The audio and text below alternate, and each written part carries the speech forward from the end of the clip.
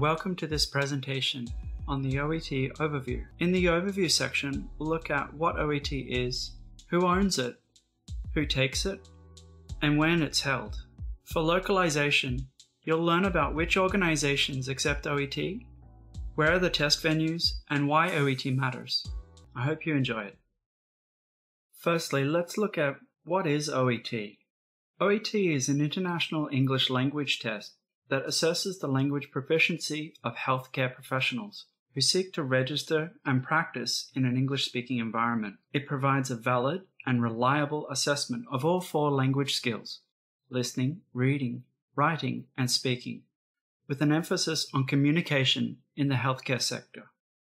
Oet has been constantly updated and developed for more than 30 years. Oet was first commissioned by the Australian government as a general English test was deemed not specific enough to assess the English language proficiency of healthcare professionals coming to Australia.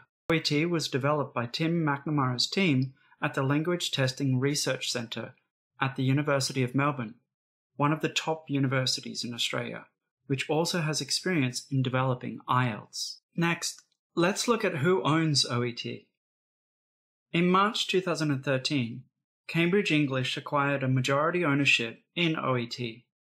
The entity that now owns and manages Oet is called Cambridge Box Hill Language Assessment and is a venture between Cambridge English Language Assessment and Box Hill Institute.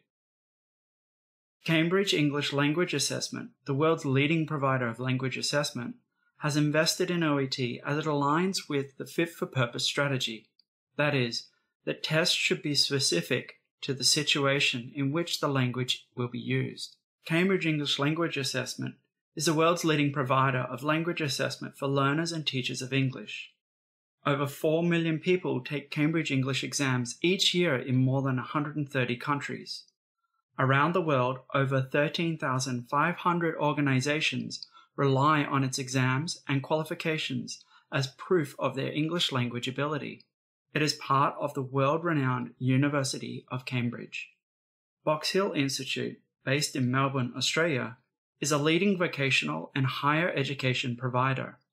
It's known for its collaborative and creative approach to education in Australia and overseas.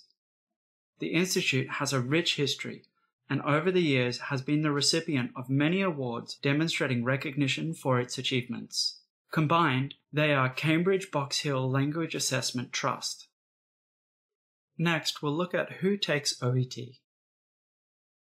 Oet is taken by the following 12 health professionals: dentists, dietitians, doctors, nurses, occupational therapists, opticians, pharmacists, physiotherapists, podiatrists, radiographers, speech pathologists, and vets.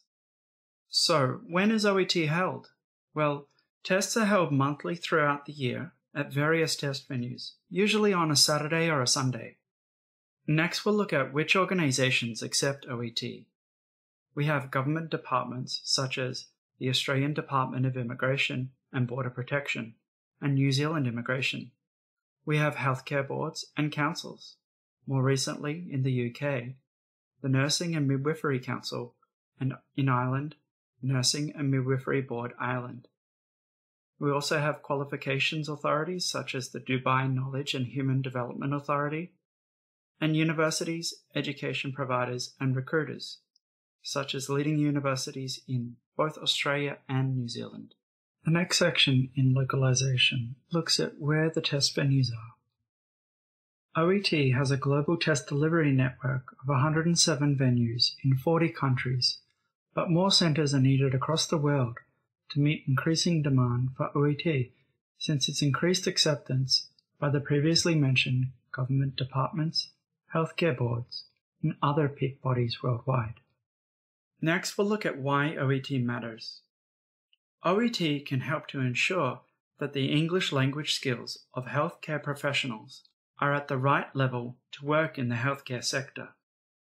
Regulatory authorities, registration boards, and councils can ensure that internationally trained healthcare professionals have appropriate standards of English specific to the healthcare sector. This is key to guaranteeing patient safety and well-being. Hospitals and other healthcare employers can ensure that their employees, doctors, nurses, and other healthcare professionals have the necessary English language communication skills for delivering quality healthcare.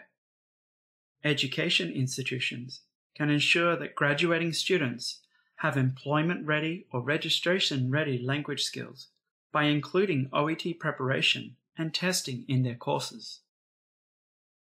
Other benefits include giving confidence in the language competence of practical healthcare professionals, and lastly, optimizing communication with patients, carers, and colleagues, in turn improving the quality of care.